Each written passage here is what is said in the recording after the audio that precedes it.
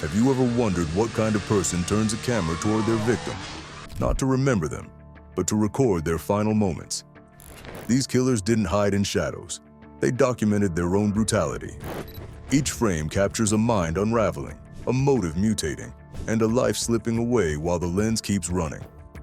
These are the cases where murder was not only committed, but filmed, exposing a terrifying truth. Sometimes the camera reveals the killer long before the crime does.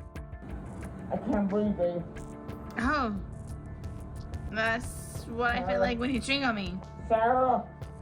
Number 1. The scream-obsessed teens who filmed their best friend before killing her. We're going for a high death count. We're not going not to get caught, Ryan. If we're going for guns, we're just going to end it. We're just going to grab the guns and get out of there, kill everybody and leave. We're going to make history. The first case unravels in a quiet Idaho town where 2 high school juniors descended into a fantasy so twisted that they began treating murder as entertainment. Brian Draper and Tori Adamczyk were not the isolated outcasts people often imagine in stories like this. They were ordinary teenagers with friends, classes, and routines. Yet beneath that surface lived an obsession that fed on horror films, notoriety, and the illusion of power. They recorded themselves constantly, building a warped documentary of their growing fascination with violence. What began as casual role-playing eventually mutated into planning, scripting, and rehearsing a killing they believed would make them unforgettable. I'm getting you on tape, okay? Say hi, please. Hi. Okay, see ya. Wait, have you seen Tori? He's supposed to meet me here at 7:30, and it's 8:19. He's an hour late. You don't even care, dude.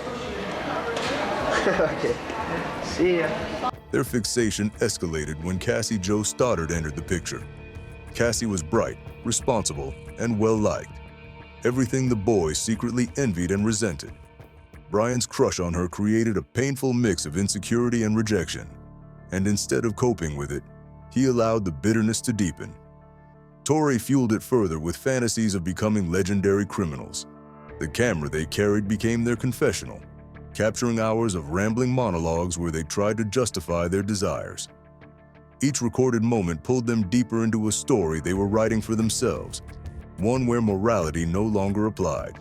We found our victim, and sad as it may be, she's our friend. But you know what? We all have to make sacrifices. Our first victim is going to be Cassie Stoddard. She's going to be alone in a big, dark house out in the middle of nowhere. How perfect can you get? I mean, like, holy shit, dude. I'm horny just thinking about it. Hell yeah. They soon learned that Cassie would be house-sitting alone, and the decision was made. Before the killing, they filmed themselves scouting the home, describing hiding places, entrances, and escape routes. Their voices remained calm, almost detached, as if preparing for a performance rather than a crime. The footage revealed how fully they had convinced themselves that they were creators of something grand, rather than teenagers plotting the destruction of someone who trusted them. Every recorded word exposed a chilling absence of empathy. They treated the upcoming murder like an experiment, convinced that filming their steps somehow validated what they were about to do. I just killed Cassie. We just left her house. This is not a fucking joke. I'm shaking. I stabbed her in the throat, and I saw her lifeless body just disappear. Dude, I just killed Cassie. Oh, fuck. That felt like fucking real. I mean, it went by so fast. Shut the fuck up. We gotta get our act straight. Okay. Cassie's body was found days later, and the recordings became the cornerstone of the investigation. The same lens they believed would grant them fame instead documented their cruelty with devastating clarity. Their desire to create history sealed their fate, exposing a horrifying truth. The killers who filmed their crime often reveal far more than they ever intended. Case number 2, the law student neighbor who filmed his obsession before dismembering her. The Mercer law student was murdered in 2011, and a fellow law student is serving life in prison. Giddings was very involved in the law school and a member of the Association for Women Law Students. She was also an avid runner. This case unfolds in a quiet Georgia apartment complex where the disappearance of a young law student exposed a predator hiding in plain sight. Lauren Giddings was preparing for the bar exam, focused on building a future in criminal defense. She lived alone, surrounded by classmates and neighbors who seemed harmless enough. Yet one of them had developed an obsession so consuming that he eventually documented the very fixation that would lead to her death. His name was Stephen McDaniel, a fellow law student whose quiet demeanor masked a spiraling darkness. You've been studying for the bar? No one had seen her since Saturday because there's not a whole lot of interaction unless we're doing classes. Right. And she was doing the online version of it. You all studied together though? We were in, there's two different people, there's two companies that provide it. Kaplan provides it and Barbary provides it. I signed up with Barbary and I've been doing the lectures that they have in the mornings. She was doing the Kaplan online, so I hardly ever saw her. Lauren went missing after days spent studying, and at first no one questioned her silence. She had asked for space, turning off her phone to prepare for her exam. But when calls went unanswered and her schedule remained empty, concern began to spread. Friends gathered outside her apartment, hoping for any sign of her. The police arrived soon after, their search leading them to a dumpster near the building. Inside, they found trash bags containing dismembered remains identified as Lauren's. The discovery transformed a missing person inquiry into a murder investigation shrouded in horror. She ran all the time. I mean, she had a group that she would go running with. I mean, I don't know anyone that would want to hurt her. She was as nice a person as there is.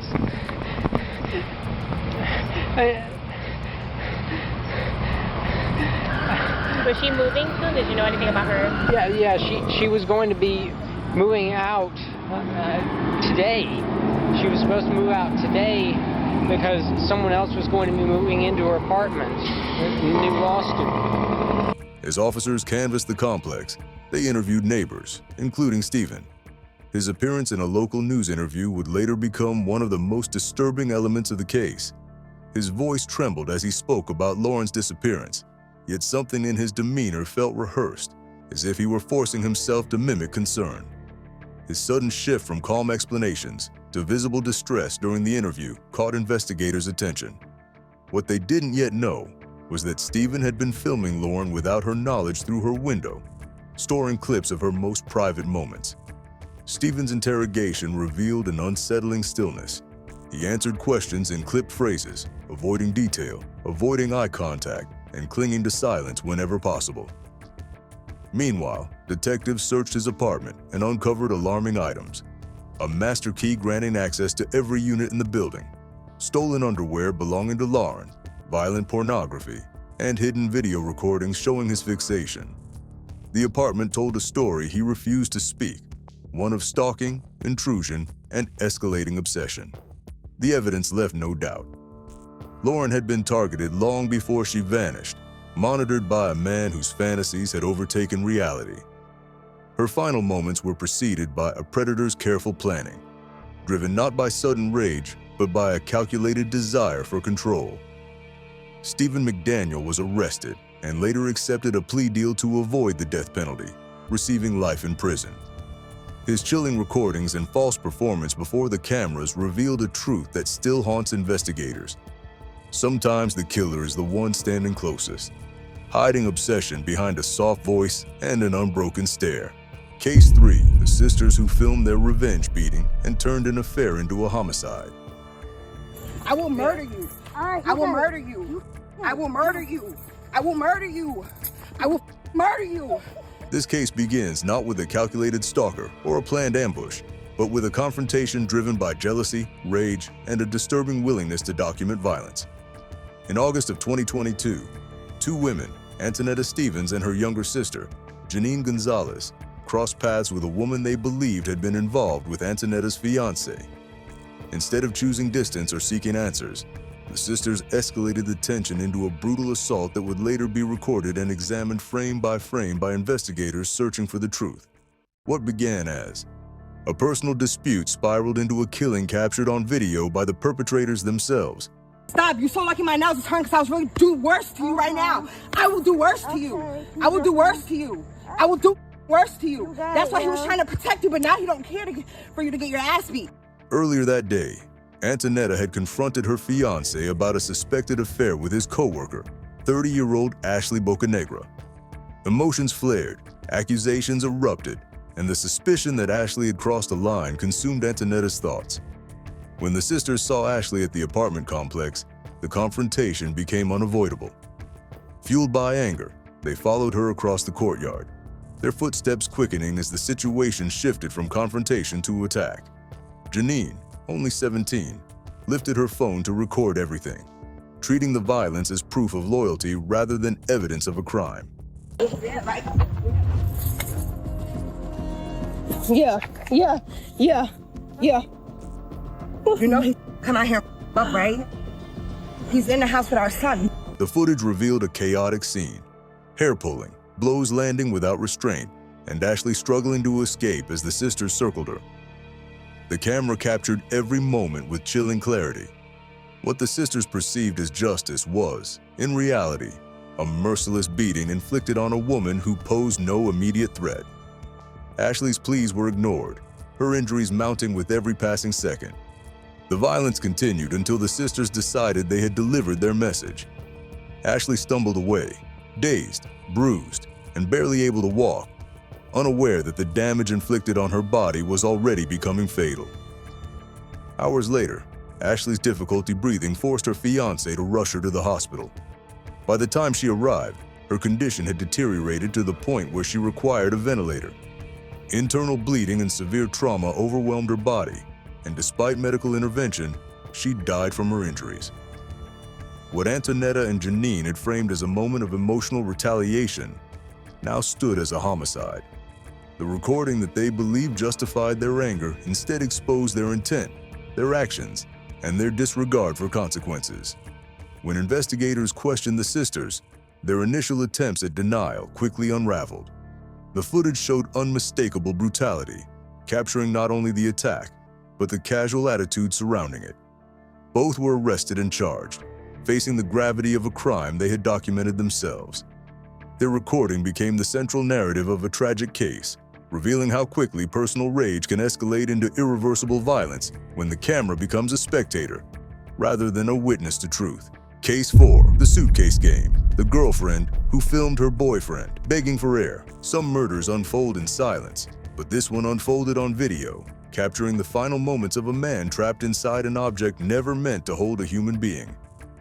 In February 2020, deputies in Orange County arrived at an apartment where 42-year-old Jorge Torres lay lifeless on the floor beside a zipped suitcase. His girlfriend, Sarah Boone, appeared shaken as she explained that they had been drinking, laughing, and playing what she described as a harmless game of hide-and-seek. According to her, Jorge willingly climbed into the suitcase. She zipped it closed, went upstairs, and accidentally fell asleep. By morning, he was dead.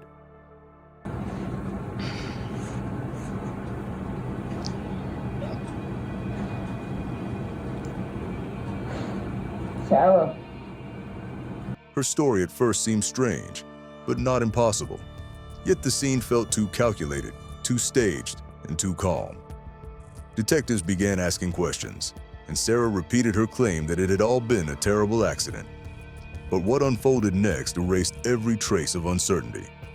When investigators examined her phone, they found videos recorded the night before, evidence revealing a version of events she had never intended anyone to see.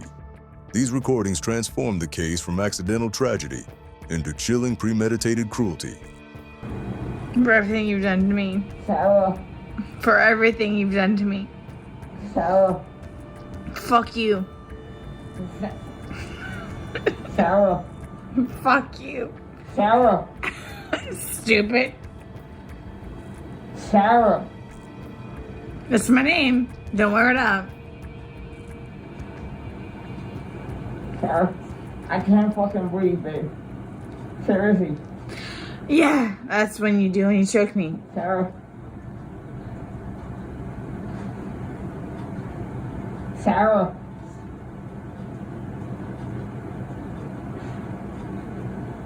Sarah.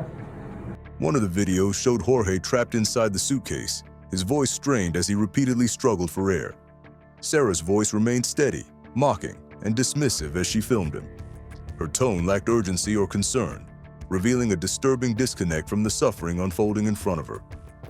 The suitcase shifted in the frame, proving that Jorge was alive, conscious, and desperate. Sarah offered no help, no comfort, and no intention of letting him out. The video continued as Jorge gasped, weakening with every passing second. The recordings removed any possibility of doubt. Sarah had been awake, aware, and actively documenting his distress. When detectives confronted her, her demeanor shifted from defensive disbelief to fragmented explanations. She insisted they had simply been playing, that she had not meant to harm him, and that she did not remember recording anything. But the footage contradicted her at every turn. It demonstrated intentional restraint, emotional detachment, and a prolonged awareness of Jorge's suffering. Sarah, I can't breathe, babe. That's on you. Sarah, I can't breathe. It's on you. Sarah.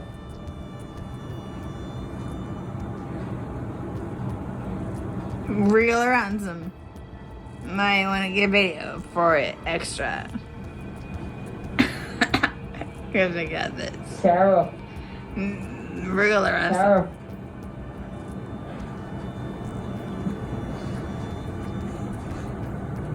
Sarah, I can't breathe, babe. Oh. That's what I feel like when you ching on me. Sarah. Fuck you. Fucking breathe, Sarah. Yeah. You should probably shut the fuck up. Sarah. Shh. An autopsy later confirmed that Jorge died from positional asphyxia, a slow and agonizing suffocation. Sarah's attempts to call it a misunderstanding collapsed under the weight of the video she created. The camera, she believed, might support her claims, but instead revealed the truth. She had confined Jorge until his body could no longer endure the pressure of its own trapped position. Sarah Boone was arrested and charged with second-degree murder. In court, the recordings played a central role, forcing the judge and jury to witness what Jorge had endured. The suitcase became the symbol of her cruelty, and her own footage became the voice Jorge never had the chance to use. Number 5. The Snapchat Teen Killers. The murder of Bianca Devins. The murder of Bianca Devins remains one of the most chilling crimes of the digital age, not only because of the brutality of the act itself, but because her killer used social media to broadcast the aftermath. Bianca was a 17-year-old girl from Utica, New York, navigating the familiar world of adolescence, online communities, and newly formed relationships. She had a growing presence on social platforms, where she posted artwork, thoughts, and fragments of a life filled with hopes she never had the chance to realize. In the summer of 2019, she agreed to attend a concert with Brandon Clark, a young man she had met online, unaware that his fixation had already begun to spiral into something dangerous. Throughout the night, subtle tensions built beneath the surface. What seemed like a typical outing masked a destructive combination of jealousy, insecurity, and emotional instability brewing inside Brandon. By the time the two made their final drive back toward Utica, Brandon had convinced himself that he was losing control over the narrative he created around Bianca.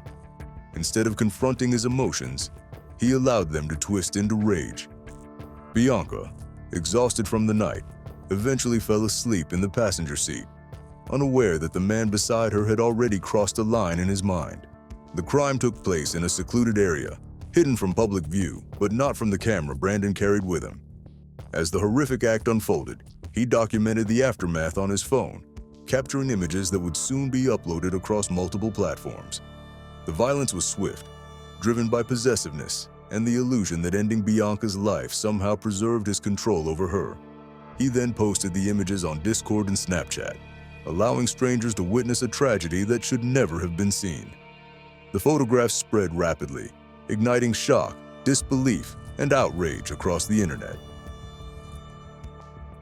When police arrived, Brandon attempted to stage a final dramatic gesture by harming himself, but he survived and was taken into custody. The investigation revealed that the digital trail he left behind told the story of his obsession long before the murder occurred. His search history, messages, and posts demonstrated a pattern of emotional volatility intertwined with a desire for attention. Bianca's final moments became evidence not only of the crime, but of the dangerous intersection between social media validation and violent impulse. Brandon Clark was eventually convicted and sentenced to prison, but the damage he caused rippled far beyond the crime scene. Bianca's family spent months fighting to remove her images from the internet, illustrating how the digital world can transform a single act of violence into an endlessly resurfacing nightmare. Her case stands as a haunting reminder that some killers use the camera not to hide their crime, but to immortalize it.